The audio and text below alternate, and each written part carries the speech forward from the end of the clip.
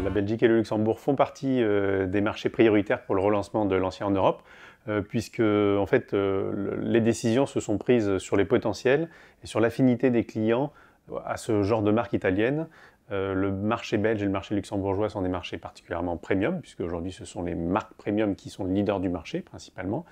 Et donc Lancia se positionnant dans le pôle premium du groupe Stellantis, il était naturel de retrouver, avec l'historique que nous avons de la marque ici également, la position de Lancia comme l'un des leaders dans le renouveau de la marque.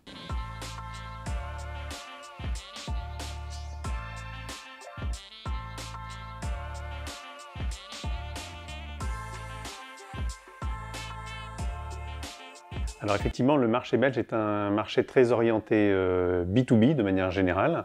Maintenant, la marque Lancia a un historique très orienté sur la partie particulier, puisque c'était une des performances aussi qu'avait le groupe qui distribue les marques italiennes, d'être particulièrement bon sur le canal particulier.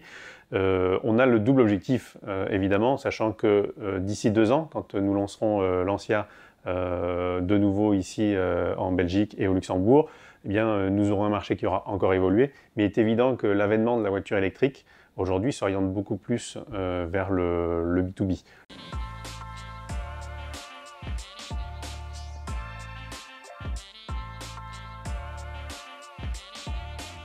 Alors Lancia va lancer donc 3 nouveaux modèles à partir de 2024. D'abord l'Epsilon, évidemment un positionnement électrique, quasi tout électrique on va dire, à partir de 2026, lancement du deuxième modèle, un SUV en fait, qui sera lui uniquement disponible en électrique et qui sera le pas d'une distribution 100% électrique pour Lancia à partir de 2026.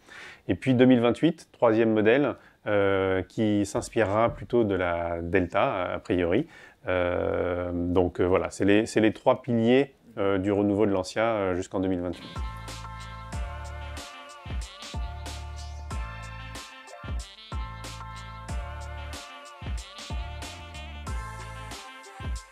Le point important à retenir, c'est qu'on n'a pas pour objectif d'ouvrir un nombre incroyable de points de vente. On a l'objectif de distribuer Lancia là où le potentiel se situe, et on pense que Lancia sera une marque a priori qui sera sensible au milieu plutôt citadin dans un premier temps. Donc notre objectif, c'est d'aller couvrir les hypercentres, mais aussi avec la particularité du marché belge, je vais dire, principalement de ces différentes régions et de ces aspérités linguistiques, on doit tenir compte de cela.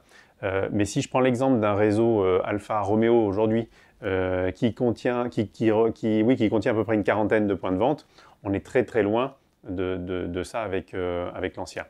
Comme vous le disiez, il y a le pendant digital de la distribution. Nous, notre objectif, c'est d'assurer pour le client une capillarité sur la capacité à entretenir sa voiture, qu'il n'ait pas forcément besoin de faire beaucoup de kilomètres pour entretenir sa voiture. Maintenant, la vente de la voiture, dans la combinaison physique et la combinaison digitale, on va pouvoir trouver un équilibre qui fera qu'à la fin, on amène un business model rentable au distributeur.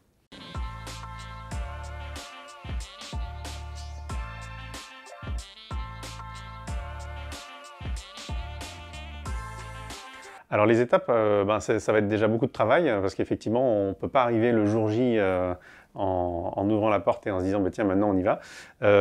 Ça a commencé déjà depuis une dizaine de jours. On a déjà annoncé à l'ensemble des acteurs de la profession, notamment aux journalistes, notre feuille de route.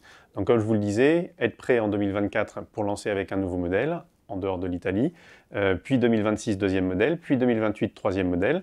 Le premier step pour nous, c'est de définir le réseau, donc c'est un élément sur lequel on est en train de travailler. On a besoin d'être prêt et on a besoin d'engager des investisseurs dans un challenge, et dans un challenge que l'on veut réussir d'ores et déjà.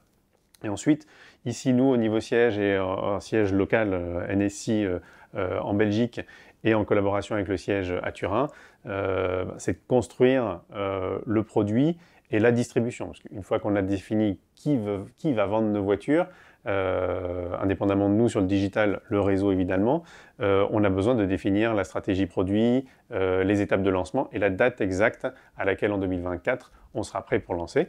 Sachant qu'on a des étapes importantes en Belgique notamment, et même au Luxembourg, qui sont les débuts d'année généralement, et qui conditionnent beaucoup votre performance sur une année. Donc, en fonction de la manière dont on sera prêt, l'idée c'est d'essayer peut-être de lancer début janvier, même si pour l'instant, en tout cas donner de la visibilité à Lancia début 2024, même si aujourd'hui officiellement notre lancement est prévu plutôt pour la fin du premier semestre de cette même année.